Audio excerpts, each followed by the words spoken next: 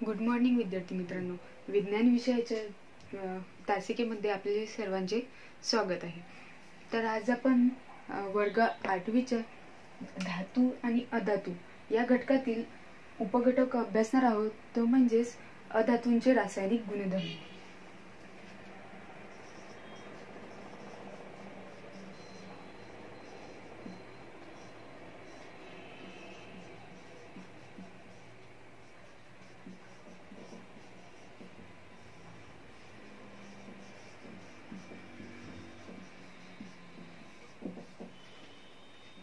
तर आपण याआधी धातू आणि अधातू या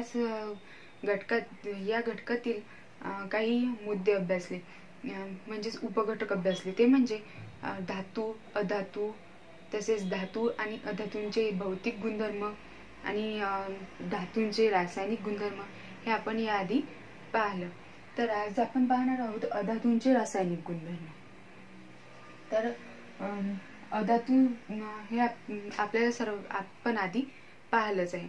तर आता आपण पाहणार आहोत अधातूचे रासायनिक गुणधर्म.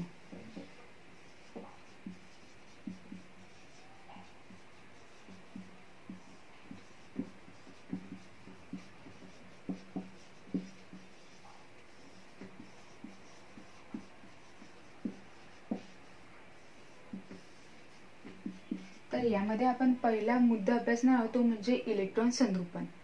तर अधातूंचे इलेक्ट्रॉन संद्रुपण कसे असते ते आपण पाहणार आहोत.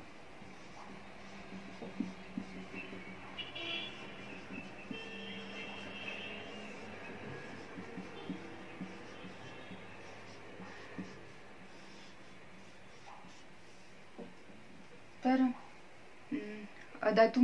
अधातूमध्ये ज्याप्रमाणे धातू हे इलेक्ट्रॉन देतात, तर हे अधातू काय करतात, तर अधातू हे इलेक्ट्रॉन घेतात. म्हणजे धातू हे इलेक्ट्रॉन देतात म्हणून त्यांच्यावर धनप्रभार असतो, आणि अधातू हे इलेक्ट्रॉन घेतात म्हणून त्यांच्यावर ऋण प्रभार असतो. तर सर्वात आधी आपण पाहणार इलेक्ट्रॉन संद्रुपण. तर इलेक्ट्रॉन संद्रुपण नायट्रोजनचा अणुअंक हा 7 असतो. तसेच नायट्रोजन, ऑक्सिजन, नायट्रोजन. सर्वात आधी आपण नायट्रोजनचं इलेक्ट्रॉन संद्रुपण पाहणार. नायट्रोजन मध्ये 7 इलेक्ट्रॉन असतात. तर यापैकी 2 इलेक्ट्रॉन हे नायट्रोजनच्या पहिल्या कक्षेत म्हणजे के शेल मध्ये असतील, आणि उरलेले 5 इलेक्ट्रॉन हे दुसऱ्या कक्षेमध्ये एल शेल मध्ये असतील. तसेच ऑक्सिजनचे सुद्धा आहे. ऑक्सिजनचा अणुअंक हा 8 असतो. तर ऑक्सिजनच्या पहिल्या कक्षेमध्ये 2 इलेक्ट्रॉन असतील, आणि दुसऱ्या कक्षेमध्ये 6 इलेक्ट्रॉन असतील. तसेच क्लोरीन या धातूबद्दल पाहिलं तर याचा अणुअंक हा 17 असतो. म्हणजेच क्लोरीन मध्ये 17 इलेक्ट्रॉन असतात. तर याचे इलेक्ट्रॉन संद्रुपण हे 2, 8 आणि 7 अशा प्रकारे नायट्रोजन, ऑक्सिजन आणि क्लोरीन यांचे इलेक्ट्रॉन संद्रुपण असते. तर याच्यामध्ये काय होते, तर याच्या शेवटच्या शेलमध्ये 5 इलेक्ट्रॉन आहेत. म्हणजे याला किती इलेक्ट्रॉनची गरज आहे, 3 इलेक्ट्रॉनची, त्याचं आउटर शेल कंप्लीट करण्यासाठी. म्हणजे शेवटच्या कक्षेत जर 8 इलेक्ट्रॉन असतील तर याची कक्षा ही पूर्ण होईल. तसेच ऑक्सिजन मध्ये 2 इलेक्ट्रॉनची गरज आहे, आणि क्लोरीन मध्ये 1 इलेक्ट्रॉनची. म्हणजेच हे तीनही अधातू काय करतील, तर हे जसे क्लोरीनला 1 इलेक्ट्रॉनची गरज आहे त्याची कक्षा त्याला कंप्लीट करण्यासाठी, म्हणजे पूर्ण करण्यासाठी, आणि ऑक्सिजनला 2 इलेक्ट्रॉनची आणि नायट्रोजनला 3 इलेक्ट्रॉनची. तर हे तीनही मूलद्रव्य किंवा अधातू हे काय करतील, तर दुसऱ्या मूलद्रव्याकडून म्हणजे जेवढे पाहिजे तेवढे इलेक्ट्रॉन ते घेतील. म्हणजेच क्लोरीन 1 इलेक्ट्रॉन घेणार, तसेच ऑक्सिजन 2 इलेक्ट्रॉन आणि नायट्रोजन हा 3 इलेक्ट्रॉन हा दुसऱ्या मूलद्रव्याकडून घेणार. म्हणजेच याच्यावरून काय समजते तर अधातूचे इलेक्ट्रॉन संरूपण कसे असते तर याच्यामध्ये धातू हे इलेक्ट्रॉन 1, 2 किंवा 3 जास्तीत जास्त 3 इलेक्ट्रॉन हे दुसऱ्या मूलद्रव्याकडून घेऊ शकतात.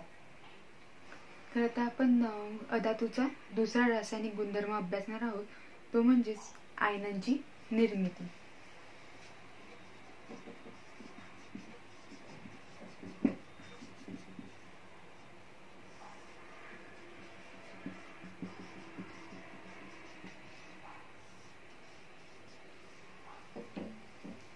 तर अधातूंच्या संयुजा कवचात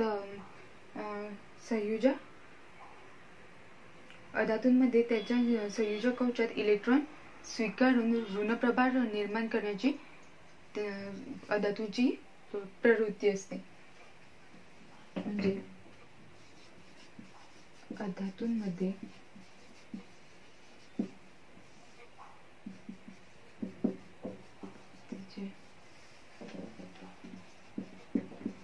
संयोजक कवचात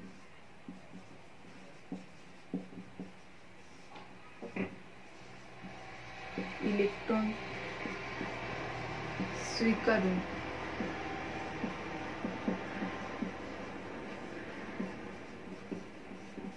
ऋणप्रभार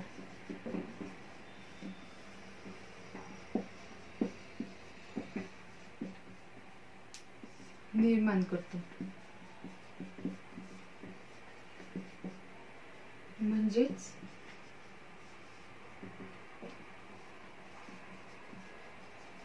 anion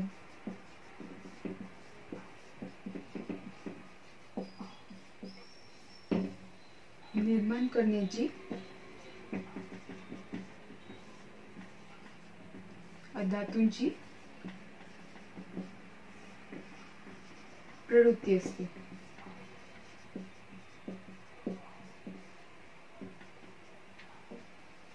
तर आयनांची निर्मिती अधातूंमध्ये कशी होते तर अधातूंमध्ये त्याच्या संयोजक कवचात इलेक्ट्रॉन स्वीकारून स्वतःवर ऋणप्रभार निर्माण करण्याची अधातूंची प्रवृत्ती असते. या प्रवृत्तीलाच ॲनायन म्हणजेच ते स्वतः इलेक्ट्रॉन स्वीकारून ऋणप्रभार निर्माण करतात. तर या प्रवृत्तीला ॲनायन असे म्हणतात. म्हणजेच उदाहरणार्थ नायट्रोजन,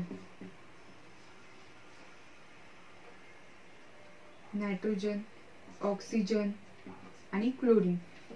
तसेच पहिल्यांदा आपण क्लोरीन. तर क्लोरीनचा अणुअंक हा 17 असतो आणि त्याचे इलेक्ट्रॉन संरूपण 2, 8 आणि 7 अशा प्रकारे असते. म्हणजेच क्लोरीनच्या संयोजक कवचात 7 इलेक्ट्रॉन असतात. तर क्लोरीन हा एक इलेक्ट्रॉन घेऊन स्वतःचे संयोजक कवच हे पूर्ण करतो. पण तर 2, 8 आणि 7 असं इलेक्ट्रॉन संरूपण हे क्लोरीनचं असतं. तर क्लोरीन काय करतो, एक इलेक्ट्रॉन घेतो.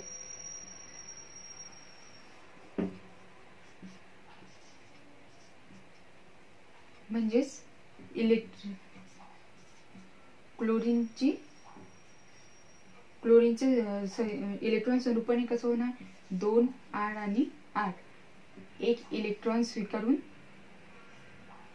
क्लोरीनने एक इलेक्ट्रॉन स्वीकारलं म्हणून त्याच्यावर एक मायनस म्हणजेच ऋणप्रभार निर्माण झाला. तसेच नायट्रोजन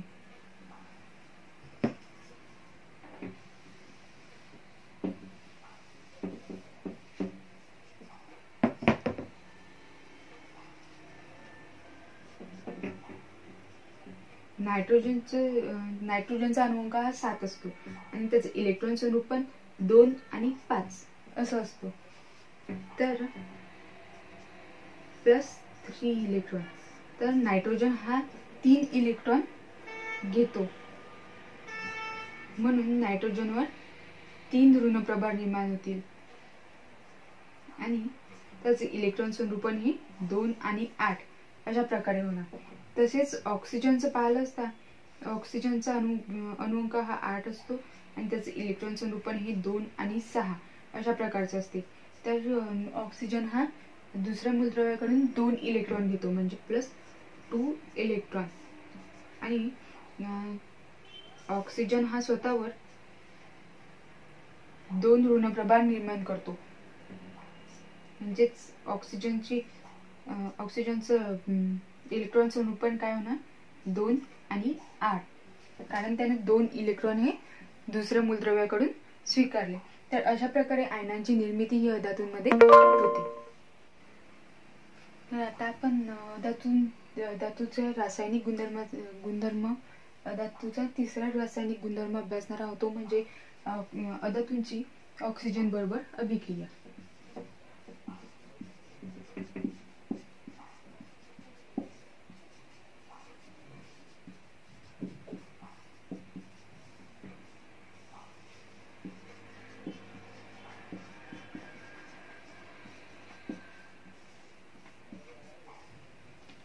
तर अधातूची ऑक्सिजन बरोबर अभिक्रिया झाली असता अधातूचे ऑक्साईड तयार होते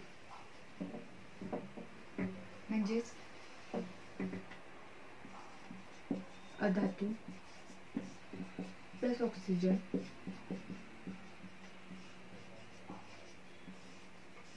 बरोबर अधातूंचे ऑक्साईड।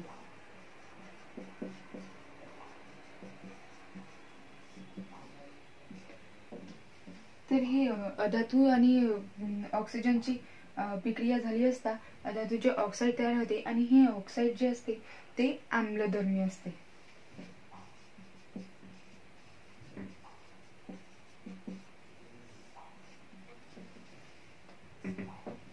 तर आपण एक उदाहरण पाहणार आहोत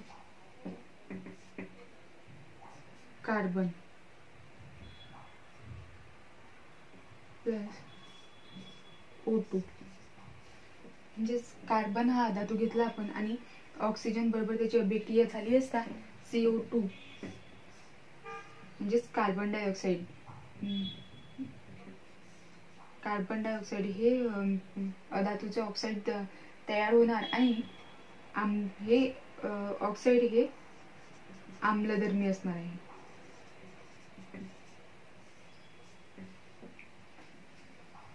आणि तसेच धातूंच्या ऑक्साईडची जर अभिक्रिया आम्लारी सोबत झाली असता पाणी आणि क्षार तयार होतात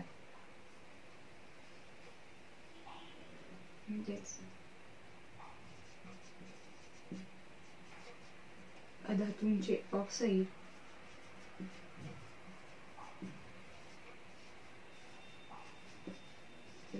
आम्लारी बरोबर क्षार आणि पाणी। जर धातूंची रासायनिक अभिक्रिया ही ऑक्सिजन बरोबर झाली असता धातू आणि ऑक्सिजन बरोबर धातूंचे ऑक्साईड तयार होते आणि धातूचे ऑक्साईड ही आम्लधर्मी असते। तसेच आपण उदाहरण पाहिलं कार्बन प्लस ऑक्सिजन म्हणजे ऑक्सिजनचे दोन अणू हे आपण वापरले तर त्यापासून कार्बन डायऑक्साईड हे अधातूचे ऑक्साईड तयार झाले आणि जे अधातूचे ऑक्साईड तयार झाले ते आम्लधर्मी असते। तसेच अधातूंचे ऑक्साईड आणि आम्लारी याची जर अभिक्रिया झाली तर त्यापासून क्षार आणि पाणी तयार होते। तर आपण एक याचं उदाहरण पाहणार आहोत अधातूंचे ऑक्साईड म्हणजेच CO2 प्लस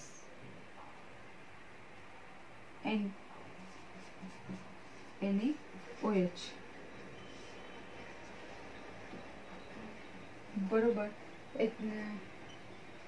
म्हणजेच कार्बन डायऑक्साईड आणि सोडियम हायड्रॉक्साईड जर याची अभिक्रिया झाली म्हणजेच आम्ल आणि आम्लारीची अभिक्रिया झाली असता त्यापासून आपल्याला क्षार आणि पाणी तयार होते, म्हणजेच Na2CO2 प्लस H2O हे झालं क्षार आणि पाणी तयार होते. तर हे झाले धातूंचे रासायनिक गुणधर्म, म्हणजे ऑक्सिजन बरोबर अभिक्रिया. हा तिसरा आपण गुणधर्म अभ्यासला. तर धातूचा चौथा रासायनिक गुणधर्म म्हणजे धातूंचे विरल आम्लासोबत अभिक्रिया होते का. तर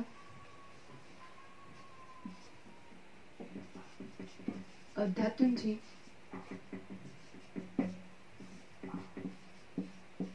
विरल आम्लासोबत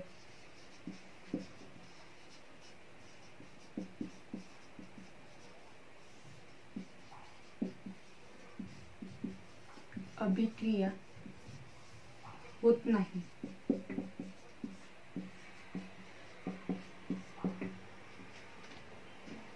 तर अशा प्रकारे आपण धातूचे रासायनिक गुणधर्म अभ्यासले. तर आपण आज धातू आणि अधातू या घटकातील धातूंचे रासायनिक गुणधर्म हा उपघटक अभ्यासला. तर आपण पुढील तासिकेत राज्य धातू हा उपघटक अभ्यासणार आहोत. धन्यवाद.